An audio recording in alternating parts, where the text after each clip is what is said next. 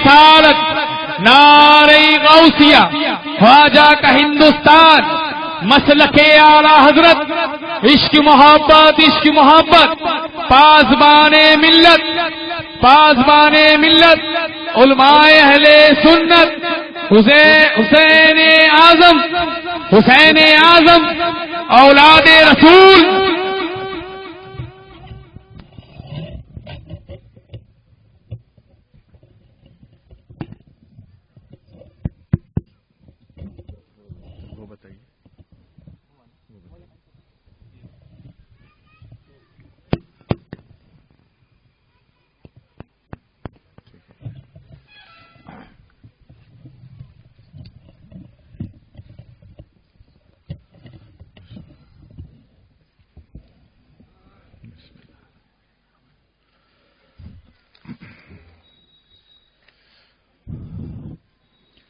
السلام علیکم. نحمدہ و نصلی علی رسولہ الکریم. اما بعد فاعوذ باللہ من الشیطان الرجیم. بسم اللہ الرحمن الرحیم. اتبع سبیل من اناب الی. صدق اللہ مولانا العظیم وبلغنا رسولہ النبی الامین المتین الکریم ونحن علی ذلک لمن الشاہدین والشاکرین والحمد للہ رب العالمین. محترم سامعین، سب سے پہلے ہمارا آپ سب مل کر انتہائی خلوص و محبت کے ساتھ حضور اکرم نور مجسم سید عالم خلیفۃ اللہ العظم مالک رقاب امم فخر آدم و بنی آدم طٰہٰ و یاسین رحمت للعالمین خاتم النبیین صلی اللہ تعالی علیہ وسلم کی بارگاہ بےکس پناہ میں درود پاک کا نذرانہ پیش کریں. اللہم صلی علی سیدنا و شفیعنا و حبیبنا و مولانا محمد وعلی آلہ واصحابہ واہل بیتہ وبارک وسلم صلاۃ و سلام علیک یا رسول اللہ صلی اللہ علیہ وسلم. سب سے پہلے میں اس منبر مبارک پر بیٹھے ہوئے تمام علماء کرام، حفاظ کرام، شورائے کرام، سب کی بارگاہ میں خراج عقیدت پیش کرتا ہوں. محترم سامعین، یہی وہ علماء کرام ہیں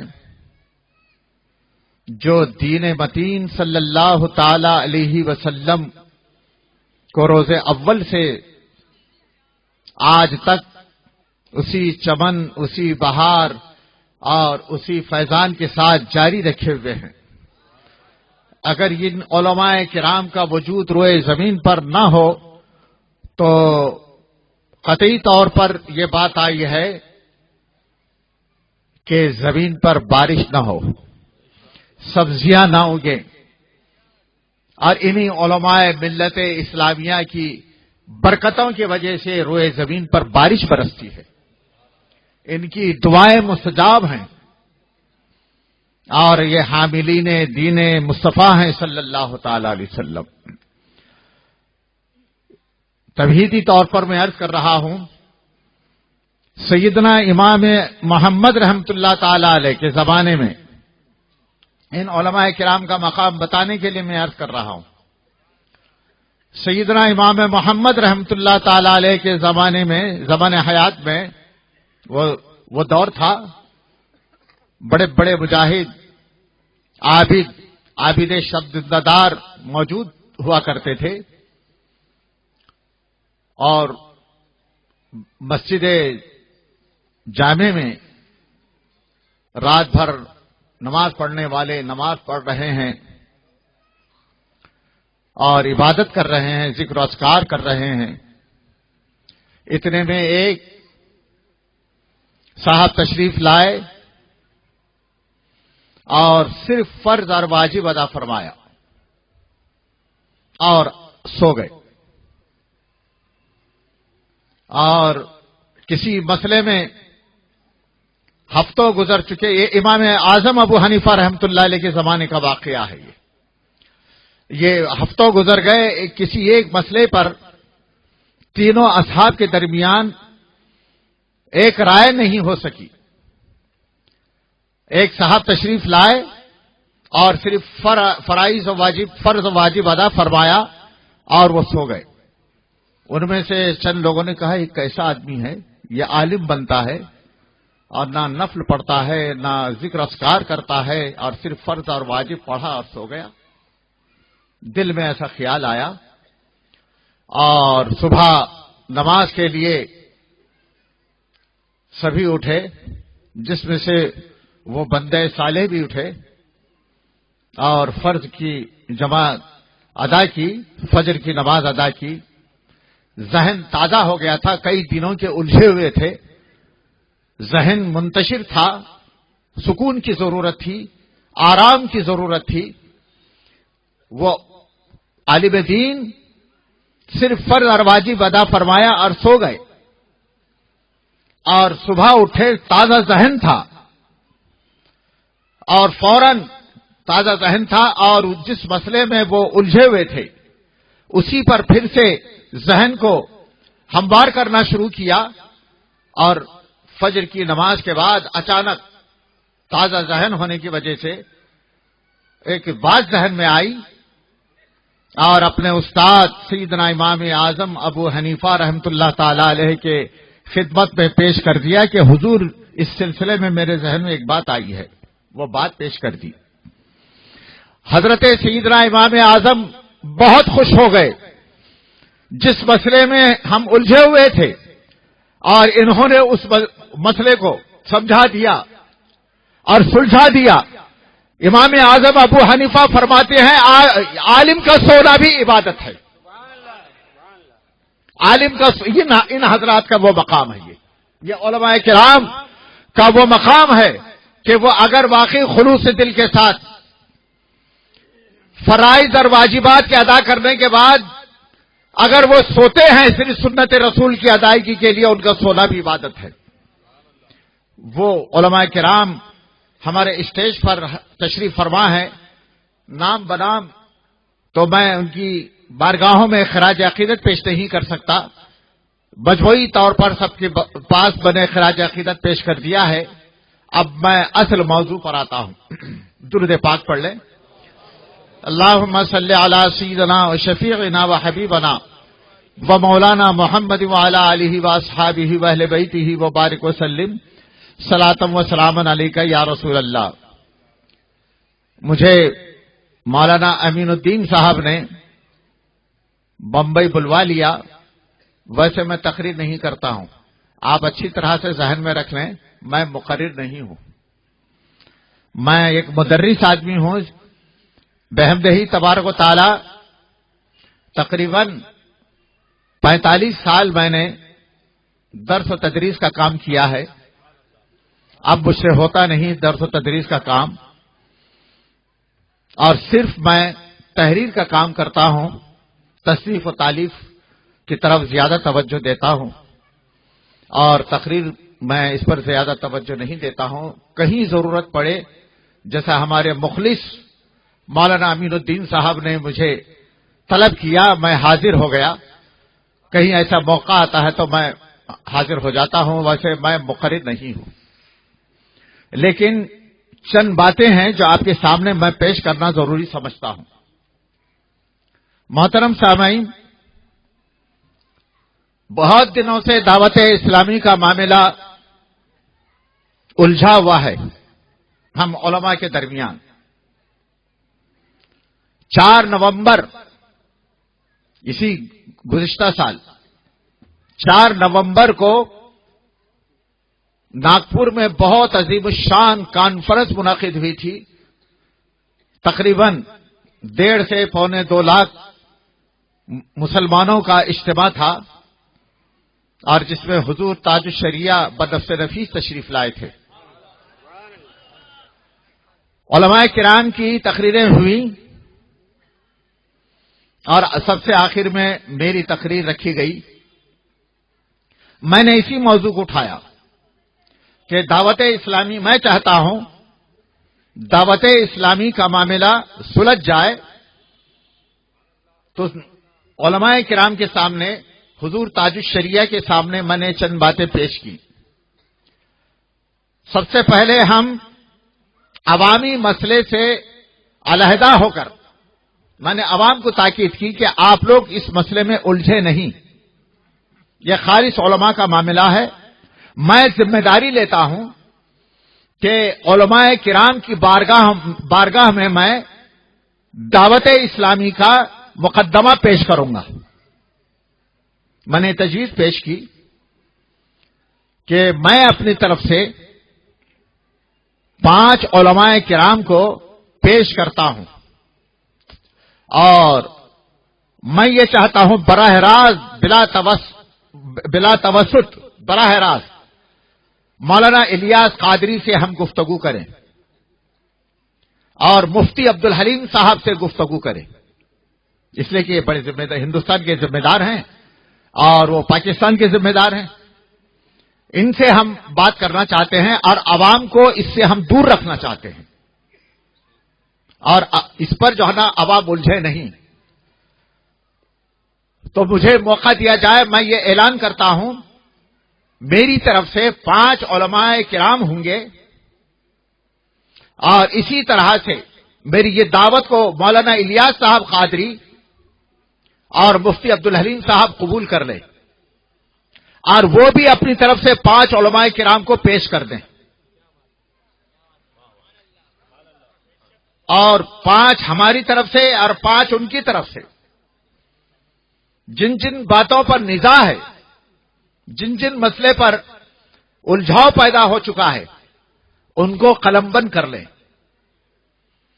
اور وہ بھی قلم بند کریں اور ہم اپنی طرف سے بھی قلم بند کرتے ہیں، اور 5 یہ علماء کرام کی جو ٹولی، جو جماعت بنے گی، اور پہلے ان کے سامنے جو ہے نا ان تمام باتوں کا ہم مقدمہ ہم پیش کریں گے، اعتراض ہم پیش کریں گے، اور ہماری طرف سے 5 علماء کرام رہیں گے اور ان کی طرف سے 5 علماء کرام رہیں، آپس میں ڈسکس کریں اور مسئلے کا حل تلاش کریں۔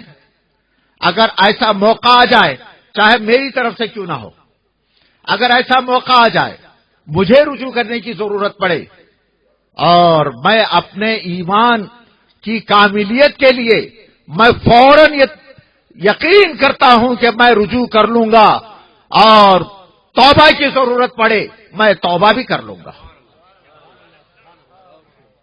اسی طرح سے مولانا الیاس صاحب قادری اور مولانا مفتی عبدالحلیم صاحب بھی تحریر کر دیں، اور 5 علماء کرام کے درمیان اس مختلف موضوعات پر ڈسکس ہو، اور عوام کو اس سے دور رکھا جائے، عوام کو اس سے دور رکھا جائے، اور یہ خواص کی محفل ہوگی۔ اور میں نے کہا تھا کہ صاحب اگر وہ تشریف لانا چاہیں ناگپور یا ہندوستان میں کہیں بھی تو وہ آ جائیں، سارا خرچہ ہمارا ہوگا اور ہم ان کو ویلکم کریں گے، وہ تشریف لائیں، بہت اچھا ہے۔ اگر وہ ہندوستان آنا نہیں چاہتے ہیں، دبئی ہے یا کوئی اور ملک ہے وہاں وہ آنا چاہتے ہیں تو وہ تشریف لائیں، اور ہم بھی جو ہے نا وہاں حاضر ہوں گے۔ اگر اس پر بھی بات نہیں بنتی ہے تو انٹرنیٹ کے ذریعے سے ہم آپس میں تبادلہ خیال کریں گے، اور لائیو ہوگا اور بغیر تصویر کے ہوگا، بغیر تصویر کے ہم انٹرنیٹ پر بات چیت کریں گے، اور وہ لائیو ہوگا، ساری دنیا میں وہ بات سنی جائے گی۔ اور اس طرح کی ہم نے تجویز پیش کی، اور لہذا میں اپنی طرف سے 20 دن کا وقت دیتا ہوں، اور 20 دن کے بعد وہ بھی وقت دیں اور وہ اپنی طرف سے کچھ علماء کو بھیجیں یا ذمہ داروں کو بھیجیں بات چیت طے کرنے کے لیے۔ بات چیت کن موضوعات پر ہوگی، بات چیت کرنے کے لیے اپنی طرف سے چند ذمہ داروں کو، علماء کو بھیجیں، اور ہم بھی چند ذمہ دار علماء کو بھیجیں گے، اور دونوں کے درمیان بات چیت کا موضوع طے پائے گا، اور جو کچھ الجھے ہوئے مسائل ہیں وہ جو ہے نا قلم بند کر لیے جائیں گے اور سلسلہ بسلسلہ بتدریج ان مسائل پر گفتگو ہوگی. بتائیے اس کے علاوہ اور کیا کیا جا سکتا تھا. اور حضرت تاج الشریعہ رحمت اللہ تعالی مدد اللہ العالی بنفس نفیس جلوہ گر تھے اور وہ سن رہے تھے.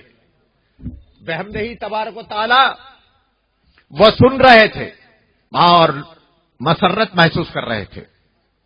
حضرت تاج الشریعہ مدد اللہ العالی مسرت محسوس کر رہے تھے اور درمیان میں بات آئی ان کی علامت اور ان کی نشانی کے طور پر ہری پگڑی یہ استعمال کرتے ہیں اور یہ صرف ان کا ٹریڈ مارک ہے. ٹریڈ مارک کے طور پر یہ ہری پگڑی استعمال کرتے ہیں اور رسول اللہ صلی اللہ تعالی علیہ وسلم کی سنت کریمہ صرف ہری پگڑی نہیں ہے. اور میں نے اپنی طرف سے پگڑی کا لفظ استعمال کیا تھا. میں نے یہ ثابت کیا تھا، دیکھیے سرکار پاک صلی اللہ تعالی علیہ وسلم کے امامِ شریف کو ہم امامہ شریف کہتے ہیں اور سرکار پاک صلی اللہ تعالی علیہ وسلم کی اتباع میں صحابہ کرام ہوں یا اولیاء کرام یا علماء کرام جو امامہ شریف باندھتے ہیں اس کو سنت رسول کہتے ہیں. اگر کوئی وہابی بدعقیدہ سلح کلی نیچری اور بددین فاسق اور فاجر اگر اسی طرح سے وہ اگر پگڑی باندھتا ہے تو ہم اس کو امامہ شریف باندھنا نہیں کہیں گے، صرف وہ پگڑی کہیں گے. ہم اس کو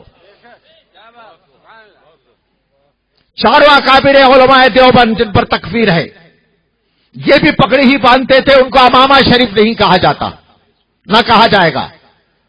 اور اسی طرح سے غلام احمد قادیانی بھی پگڑی باندھتا تھا، اس کو پگڑی باندھنا کہا جائے گا، امامہ شریف نہیں کہا جائے گا.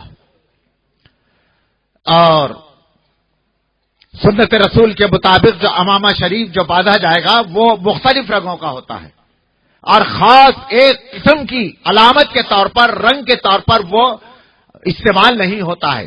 ہمارے علماء کے ہم نے دیکھا اپنی تقریباً 60 سالہ عمر کا حصہ میں نے بچپنا چھوڑ کر بحمدہ تبارک و تعالی میری 72واں سال میرا چل رہا عمر کا اور 60 سال تقریباً میں نے علماء اہل سنت کی خدمات ادا کی ہیں. میں نے جلیل القدر علماء کرام کو دیکھا ہے مختلف رنگوں کے صافے پہنتے ہوئے باندھتے ہوئے، وہ ایک طویل سلسلہ ہے. لیکن کسی بھی بد عقیدہ کی پگڑی باندھنے کو پگڑی امامہ شریف باندھنا نہیں کہا جائے گا. اسی طرح سے دعوت اسلامی نے اپنی جماعت کی نشانی کے طور پر ہرا ہی رنگ استعمال کیا ہے اور اس پر میں نے تفصیل میں نے لکھا ہے سنی آواز میں، آپ یہ اہل علم اس تفصیل کو پڑھ سکتے ہیں. یہ تمہیدی کلمات تھے. تو میرے بعد حضرت تاج الشریعہ مدد اللہ العالی تشریف لائے، خطاب فرمایا اور یہیں سے انہوں نے اپنا خطاب شروع کیا کہ ابھی میرا نام لیا. ابھی سید محمد حسینی نے جو باتیں کہی ہیں ان کے بارے میں ان سے آگے بڑھ کر اور مزید باتیں بتا رہا ہوں. تو حضرت نے اپنی تفصیل بتائی.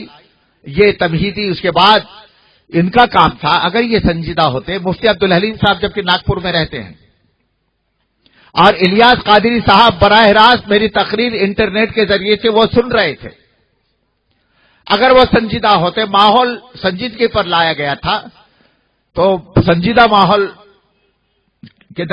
ماحول کے درمیان گفتگو ہوتی، بہت سارے نزاعی معاملات ختم ہو جاتے. لیکن ایسا نہیں کیا اور معاملہ آگے بڑھا.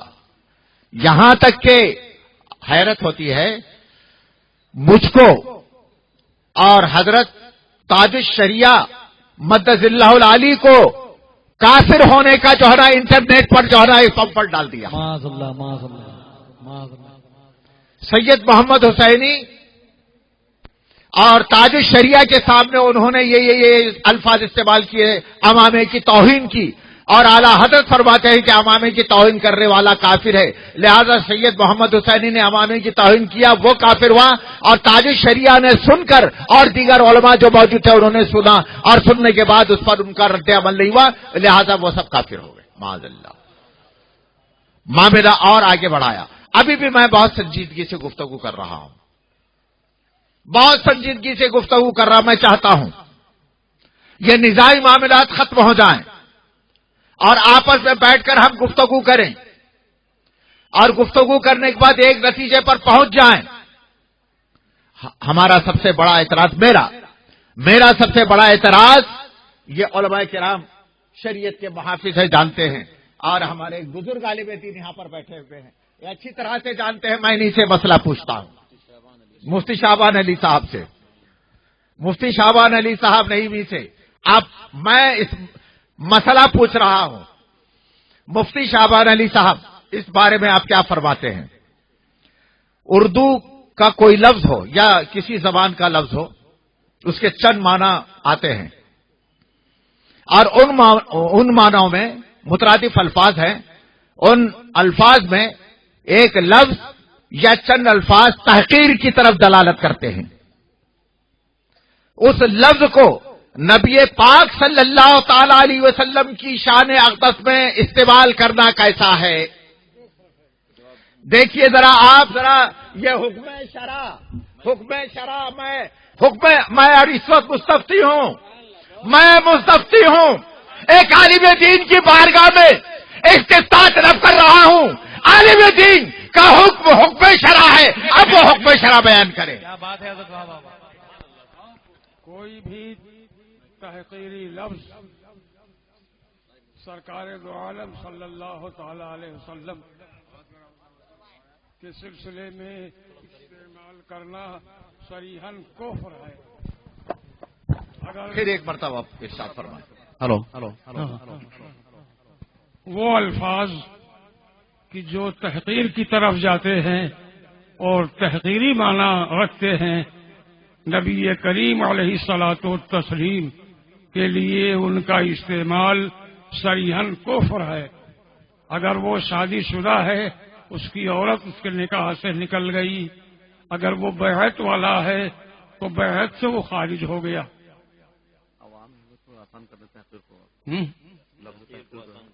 تحقیر کا مطلب یہ ہے وہ ایسا لفظ کہ جس میں عزت کے معنی نہ ہو بلکہ غیر عزت کے معنی ہو۔ تحقیر کسے کہتے ہیں؟ عزت کا لفظ اس میں نہ ہو، تعظیم کا لفظ اس میں نہ ہو، بلکہ ذلت کا لفظ ہو۔ ایسے لفظ سرکار کی بارگاہ میں قطعی کفر ہے، کفر ہے، کفر ہے۔ ماشاء اللہ، یہ لے لیجیے، دیکھیے یہ تو آپ نے مسئلہ سنا، بتائیے عالم دین کا حکم شرع بیان کرنا یہ حکم شرع ہے۔ اب میں اس پر بحث کرنا چاہتا ہوں۔ مفتی شعبان صاحب قبلہ، اردو کا ایک لفظ ہے میٹھا، اردو کا ایک لفظ حضرت میٹھا اگر انسان کو فیروز و لغات میں لکھا ہوا ہے، چند معنی لکھے ہیں، اور اس میں لکھا ہے مرد کے لیے میٹھے کا لفظ استعمال کرنا دھوکے کے معنی میں آتا ہے، یہ بڑا دھوکے باز ہے، ذرا میٹھا آدمی ہے، بچ کر رہنا۔ کیا بات ہے؟ اور دوسرا معنی حضرت لکھا ہوا ہے،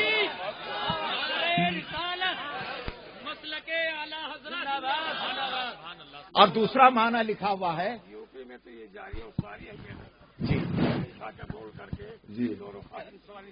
جی، اب دوسرا معنی لکھا، ایک تو معنی ہوا دھوکے باز اور میٹھا ٹھک کہتے ہی ہے، اور دوسرا معنی لکھا ہوا ہے جو آدمی مرد اس کی چال چلن، اٹھنا بیٹھنا، گفتگو کا انداز زنانہ آمیز ہے، جس کو زنخہ کہتے ہیں، اس کو زنخہ لکھا ہے۔ بتائیے میں اپنے نبی کی بارگاہ میں لفظ برداشت کروں؟ یہ ہو نہیں سکتا۔ نہیں، نعرہ تکبیر، نعرہ رسالت علماء اہل سنت سادات کرام. بتائیے نبی کی بارگاہ میں میرے سرکار کو انہوں نے کتنا میٹھا میٹھا میٹھا کہے گا. ارے میرا تو یہ کہنا ہے میرے سرکار پاک ہیں اور یہ خود میٹھے ہیں. مفتی عبدالعلیم صاحب میٹھے ہیں, الیاس قادری میٹھے ہیں, بمبئی کے دعوت اسلامی میٹھے ہیں, اور پورے ہندوستان کی دعوت اسلامی والے میٹھے میٹھے ہیں.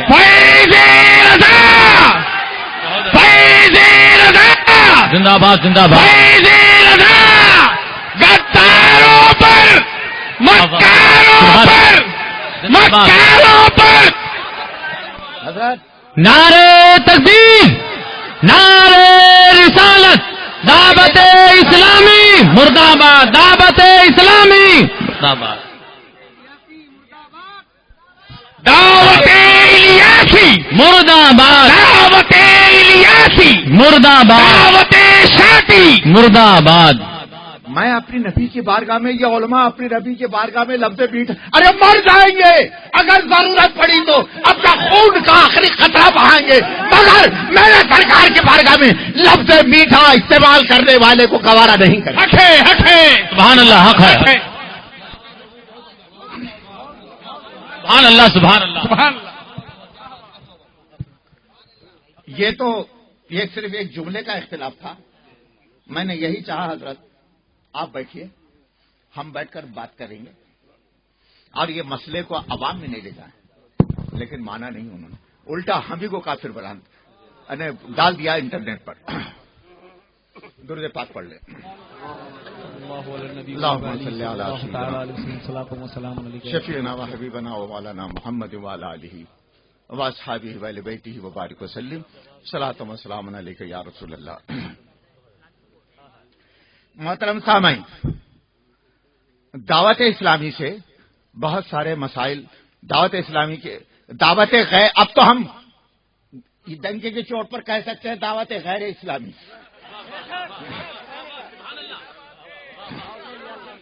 دعوت الیاسی کہیے یا دعوت غیر اسلامی, ہم ڈنکے کی چوٹ پر کہہ سکتے ہیں. ان کے بارے میں یہ حضور سرکار کا پیغام اتار کے نام, اس میں کیا کیا لکھا ہے؟ اللہ تعالیٰ سلام بھیجتا ہے فرشتوں کے ذریعے سے,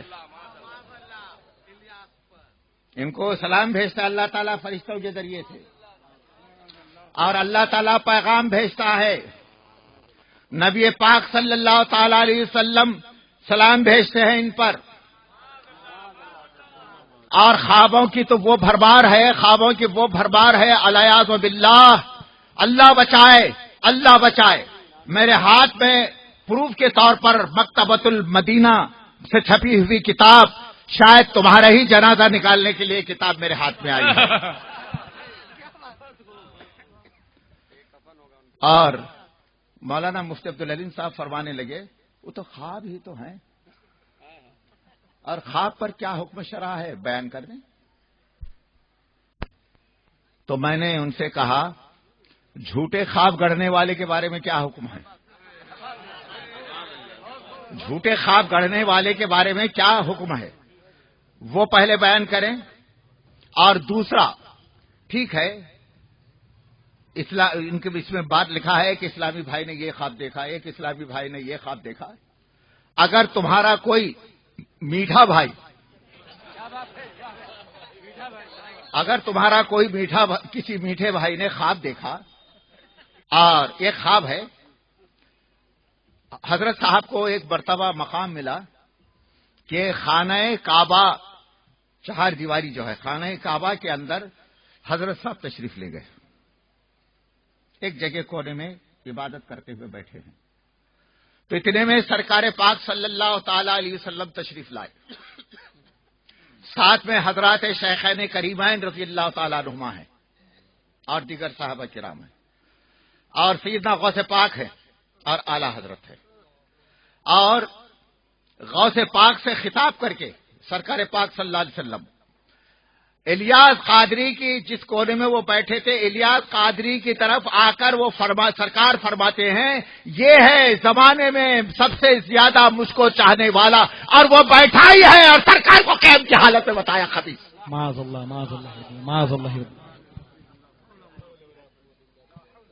یہ ایمان ہے، یہ ایمان ہے مسلمانوں کا، یہ ایمان ہے کہ ہماری محفل میں کوئی اللہ کا نبی صلی اللہ علیہ وسلم تشریف لائے، قیام اسی وقت فرض ہو جاتا ہے سب پر، اور وہ بیٹھے ہی رہا اور سرکار قیام کی حالت میں تعارف کرا رہے، یہ سب بھرا ہوا ہے، اس میں یہ بھرا ہوا ہے۔ اے دعوت اسلامی والو، مفتی عبدالحلیم صاحب سن لو اور ان کے کارندے سن لیں، الیاس قادری، الیاس اچھی طرح سے سن لے، یہ خواب تم یہ کہتے ہو کہ خواب پر حکم لگاؤ، اب سن لو تمہارے اوپر ہم جو یہ مفتی شرع کے سامنے میں حکم لگا رہا ہوں۔ خواب گڑھنے والوں، اگر کسی نے بےہودہ خواب گڑھا، بےہودہ خواب بیان کیا، جس کے بارے میں خواب بیان کیا اس کا یہ کام تھا لاہور پڑے، توبہ کرے، اپنے برات کا اظہار کرے اور اعلان کرے میں اس سے بری ہوں، اور بجائے اس کے یہ چھاپ کر جو ہے نا عام کرنا اس بات کی دلیل ہے کہ تم ان سارے خوابوں سے خوش ہو اور اپنی ترویج کے لیے، اپنی اشاعت کے لیے، اپنی بڑائی بیان کرنے کے لیے سرکار کا پیغام عطار کے نام سے کتاب چھاپ کر مسلمانوں کو گمراہ کرنے کے لیے بھیجا جا رہا ہے، اور یہ چاہتے ہیں کہ یہ لوگ یہ چاہتے ہیں کہ مسلمان گمراہ ہو جائے۔ لہذا میرا یہ کہنا ہے یہ جماعت گمراہ ہے، گمراہ گر ہے، اس سے بچنا ضروری ہے۔ نعرہ تکبیر، نعرہ رسالت، سید حسینی میاں اشرفی، سید حسینی میاں اشرفی، پاسبان ملت۔ محترم سامعین، اگر خواب ہے حضرت، مختلف خواب دیکھا جاتا ہے، خدا نخواستہ خلاف شریعت کوئی خواب کسی نے دیکھا بیان کر دیا، کیا واجب ہے اس کے اوپر؟ اپنی برات کا اظہار کرے گا اور اس کو ڈانٹے گا؟ ہلو، آپ بیان کر دیں، چلیے آپ بیان کر دیں، بیان کر دیں۔ اگر کوئی غلط خواب دیکھتا ہے اور غلط خواب بیان کرتا ہے، ڈرتا ہے، تو اس کا مطلب یہ ہے کہ اس خواب سے وہ راضی ہے۔ تو جب اس خواب سے وہ راضی ہے تو اپنے گڑھے ہوئے غلط خواب پر اس کا ایمان و عقیدہ ہے، ایسا انسان مسلمانوں کے لائق نہیں ہے، نہ اسے مسلمان کہا جا سکتا ہے اور نہ مسلمانوں میں رہنے کے قابل ہے۔ دیکھیے میں نے نعرہ رسالت، مفتی شعبان علی صاحب قبلہ، سبحان اللہ سبحان اللہ، میں نے ایک عظیم مفتی تھے سبحان جو اللہ، ہمارے درمیان میرا جہاں تک خیال ہے سب سے معمر مفتی ہیں، ان سے حکم شرع ہم نے بیان کیا، انہوں نے جو بیان کیا وہ حکم شرع ہے، اس کا ماننا سب پر واجب ہے، لہذا دعوت اسلامی کا بائیکاٹ واجب ہے، دعوت غیر اسلامی کا بائیکاٹ واجب ہے۔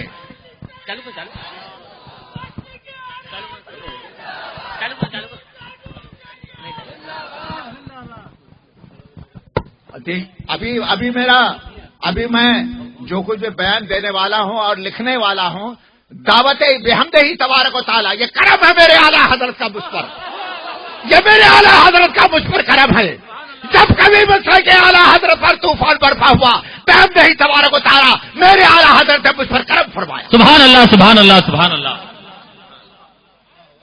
اب اعلیٰ حضرت کی کرم نوازی ہو رہی ہے مجھ پر، اور دعوت اسلامی ہو، دعوت غیر اسلامی ہو، یا لفظ سنی اس دعوت کے ساتھ لگا ہوا ہو، سنی دعوت اسلامی کہلانے والے دونوں کا ارادہ اسی بمبئی میں ہم اہل سنت کے ہاتھوں سے دفن ہونے والا۔ کیا بات ہے! نعرہ تکبیر، نعرہ رسالت، سید حسینی میاں صاحب قبلہ، سبحان اللہ سبحان اللہ۔ اب تم بچ کر جا نہیں سکتے، بچ کر جا نہیں سکتے۔ میرے اعلیٰ حضرت کا کرم، ارے فیضان سبحان اللہ، سبحان اللہ۔ آنکھ